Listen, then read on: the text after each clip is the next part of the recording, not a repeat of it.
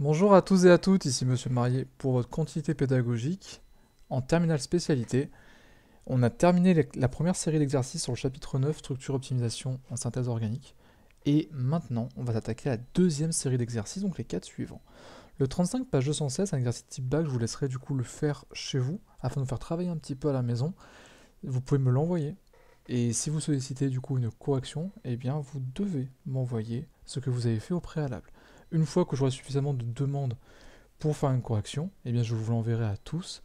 Et si jamais je juge que la date est trop loin, eh bien du coup j'enverrai seulement à ceux qui me l'ont envoyé avant. Et même s'il n'y a qu'une seule personne, je l'enverrai avant et ce sera fini pour les autres. Correction des 20-21, page 211 déjà en priorité. Vous avez un protocole qui est ici, vous avez l'alcool isoamylique qui réagit avec l'acide éthanoïque sous catalyse d'APTS pour donner l'éthanoate d'isoamyle. Donc en fait c'est une molécule qui a une odeur de banane, ça, ce qu'on appelle l'arôme de banane, ce qu'on avait synthétisé en secondes si vous vous souvenez bien pour ceux qui m'avaient.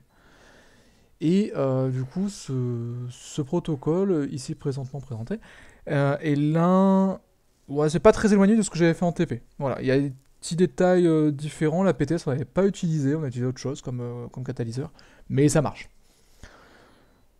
Relever dans ce protocole les opérations permettant d'augmenter la vitesse des formations du produit. Et bien ici, l'ajout d'APTS comme catalyseur est l'élément que vous deviez relever, sachant que si vous avez du coup bien suivi expérimentalement ce qu'on a fait depuis la seconde, il faut savoir qu'un mélange porté à reflux, un montage à reflux, permet aussi d'accélérer légèrement la vitesse de réaction, puisque grâce à la colonne de refroidissement, la colonne à Vigreux, bah, vous allez recondenser toutes les vapeurs qui ont été mises en phase gazeuse jusque dans votre milieu en phase liquide. Donc dès que la vapeur s'élève en fait, et ça rentre dans le réfrigérant, et le réfrigérant va le refaire précipiter du coup sous phase liquide.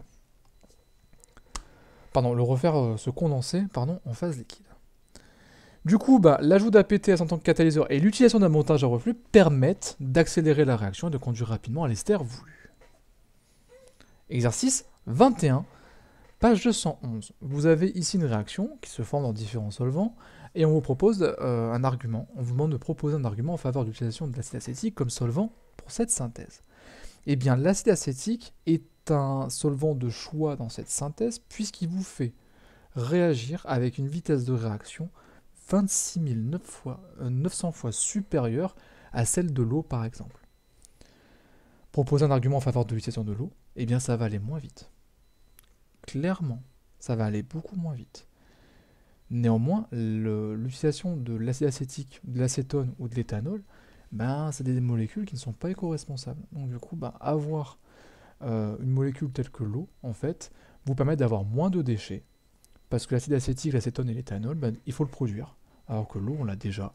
Donc production d'acide acétique, d'acétone ou d'éthanol génère des déchets, et en plus des déchets de la production, il va falloir retraiter cet acide acétique, cet acétone ou l'éthanol qu'on a utilisé. Alors que l'eau, pour la produire, on va la puiser au robinet, c'est terminé, quoi. Donc moins de déchets, plus éco-responsable dans l'eau que dans l'acide acétique, dans l'acétone ou dans l'éthanol. 28, page 211. La sérotonine est une espèce nécessaire au fonctionnement de notre organisme, dont la formule topologique est donnée ci-contre.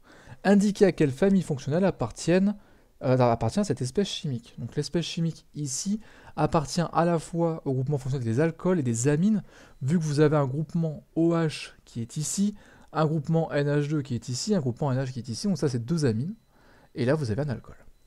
Dessiner la formule semi-développée de cette molécule, elle est donnée ici, je vous laisse du coup mettre pause et la regarder. Indiquer si la cotonine, dans la formule topologique de ci-contre, est un isomère de constitution de la sérotonine. Pour ça, il faut compter tous les atomes que vous avez. Donc d'abord, vous représentez ça en semi-développé, vous comptez le nombre d'atomes, et vous trouvez une formule brute qui est égale à C10H12ON2. Et donc, les deux molécules ont la même formule brute, mais une formule semi-développée ou topologique ou développée différente.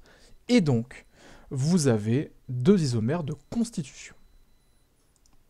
Exercice 31, vérifiez que la molécule de butane est saturée, vous avez la formule qui est donnée ici, qui n'est pas au programme d'ailleurs, mais qu'avant on apprenait. Vous l'appliquez, vous remplacez le nombre X par nombre de carbone, le nombre Y par nombre d'hydrogène, et vous trouvez 0. La molécule de butane ne possède aucune insaturation, elle est donc saturée. B, pareil pour le cyclohexane, et bien le cyclohexane refait, on a une insaturation. Et pour le benzène, par contre, on ne trouve pas une insaturation, mais 4. J'ai fait une erreur ici. 4. Parce qu'on n'a pas C6H12, on a C6H6. Voilà. Tout ça est donc maintenant corrigé. Et les deux molécules sont ainsi représentées ci-dessous. Donc à gauche, là, vous avez le cyclohexane, et à droite, ici, vous avez le benzène. Déterminer le nombre d'insaturations du benzène C6H6, ça je l'ai fait. Montrer avec un exemple de votre choix que la présence d'un atome d'oxygène dans la molécule n'affecte pas le degré d'insaturation. Et donc vous avez ici tout simplement ce qu'il en est. Voilà, donc là vous avez... j'ai cliqué de manière mauvaise, voilà. Donc si vous mettez en fait un oxygène entre deux atomes, en fait vu qu'il fait que 2 liaisons, il s'intercale parfaitement, il ne génère ni insaturation, ni rien. Voilà, tout simplement. Ensuite, suivant, la question E. En raisonnement sur la molécule de méthanamine CH3NH2, déterminer comment le nombre Z d'atomes d'azote de la formule brute intervient dans l'expression du nombre d'insaturation. Eh bien la molécule d'azote, en fait, on va simplement retrancher 1 par atome d'azote, du coup, qui sont présents dans la molécule. Et vous avez du coup toute l'explication qui est là. C'est que vous allez d'abord faire le calcul en posant n comme étant l'inconnu, et vous allez trouver du coup que cette solution est 1. Donc il va falloir retrancher à chaque fois 1 par atome d'azote qui sont présents dans la molécule. Voilà, ça c'est des trucs qu'il fallait savoir, ça se trouve mathématiquement. Je ne vais pas en faire une démonstration claire, nette et précise. Je trouve que là c'est assez bien représenté, et donc du coup je l'ai pris tel quel. F, un langage de programmation permet de déterminer le nombre d'insaturations, faire fonctionner le programme fourni avec la molécule de but1in de formule CH3, CH2, CH. Donc si vous avez téléchargé du Python chez vous, que vous avez fait cette question Python, bravo, bel effort de votre part. Je l'ai fait aussi, et du coup les résultats sont les suivants. Je les ai regroupés dans ce cadre-là. Pour le nombre d'atomes de carbone, il y en a 4, atomes d'hydrogène, il y en a 6, et d'insaturation, il y en a 2. Donc on a bien l'existence d'une triple liaison. Ensuite, G, faire fonctionner le programme avec la molécule de formule brute C4H9. Et bien du coup, ça conduit à 4 carbone, 9 hydrogène, et donc un nombre d'insaturation de 0,5. Alors du coup, c'est un nombre décimal, ça veut dire que la molécule, n'existe pas. Voilà, simplement. Soit elle n'existe pas, soit vous avez affaire à un groupement caractéristique qui va se greffer quelque part d'autre, soit vous avez un radical, mais ça je n'en parlerai pas. C'est en fait une molécule qui possède un nombre impair d'électrons, et ça commence à devenir compliqué. Donc du coup, on reste là-dessus. La molécule, c'est un nombre d'insaturation décimale, c'est que la molécule n'est pas terminée et qu'elle n'existe pas.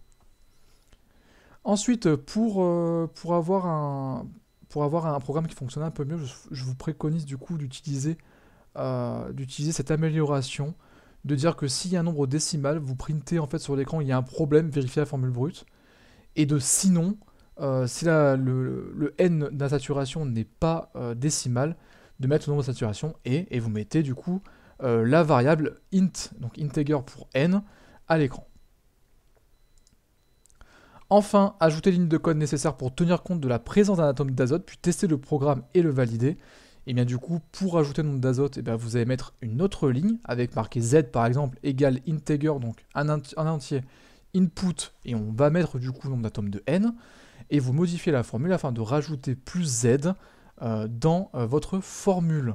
Enfin, vous me printez le même truc, hein, donc backslash n, le nombre de saturation et n est égal à, et voilà. Ok.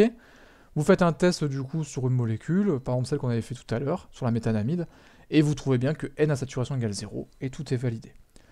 Voilà, j'espère que ça aura été clair. Le 35, je l'attends dans ma boîte mail le plus rapidement possible. Je vais pas tenir très longtemps avant de faire la correction, parce que ce chapitre doit être bouclé très rapidement, et parce que vous devez aussi travailler de manière régulière. Sur ce, je vous souhaite un bon travail, et je vous souhaite beaucoup de motivation pour cette période où vous allez devoir rester confiné chez vous pendant un petit moment hors du lycée. Voilà, bon courage à vous, et surtout, continuez d'être régulier, c'est super important pour votre avenir. Bonne motivation et bon courage.